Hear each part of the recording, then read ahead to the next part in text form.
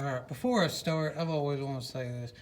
Don't you hate watching a video that, like, people just keep on talking about stuff that don't even have relevancy to the task at hand, what you're looking for? Anyways, I don't want to get too much on that. I try to make mine just, like, straight to the point and not do a whole lot of yapping. So, what I've got here is a 2004 Jeep Wrangler, and I've recently done the drum brakes on it a few days ago. I'm just now getting around to adjusting those where they need to be. So what you want, like, I've already done this, but you know, as usual, I think of video after I've already done it. So here we are. So anyways, you can see right now this thing does not spin really that freely. Like, it's got a slight drag on it, which that's what we want.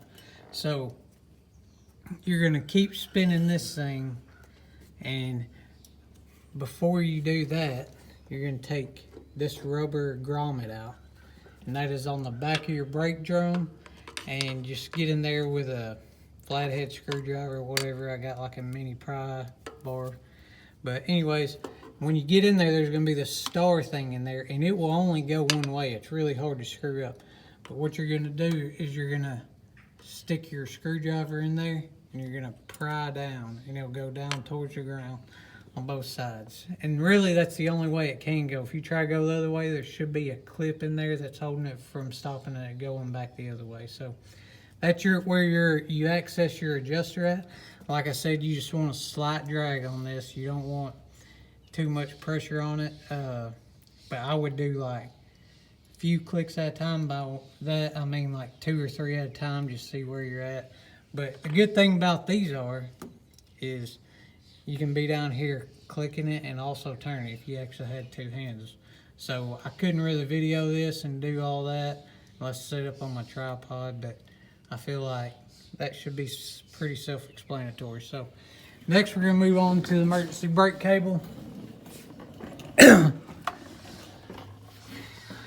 As mentioned before, I've already done mine. So the problem I was having is that after I did my drum brakes, my rear brakes, I'd pull the emergency brake handle or the handbrake handle, whatever you want to call it, and it would pull all the way up, and it would grab a little, but not really enough. This thing would still roll down the hill. So if you get underneath, like I said, this is a TJ model. I assume YJs are probably very similar. I'm not sure about the models after TJ, but check your owner's manual, call dealership where I have you. So if you get underneath here, see, here's the rear differential. Get underneath here, and it's right above the rear differential, almost drive shaft. This is a 13mm nut, and you're going to want to tighten that if that's the problem you're having. So when you tighten that, it gets your cables tighter, and then you get up there, and now mine's somewhere, it'll grab about a little over halfway, probably 3/4-ish, in between 3/4 and halfway.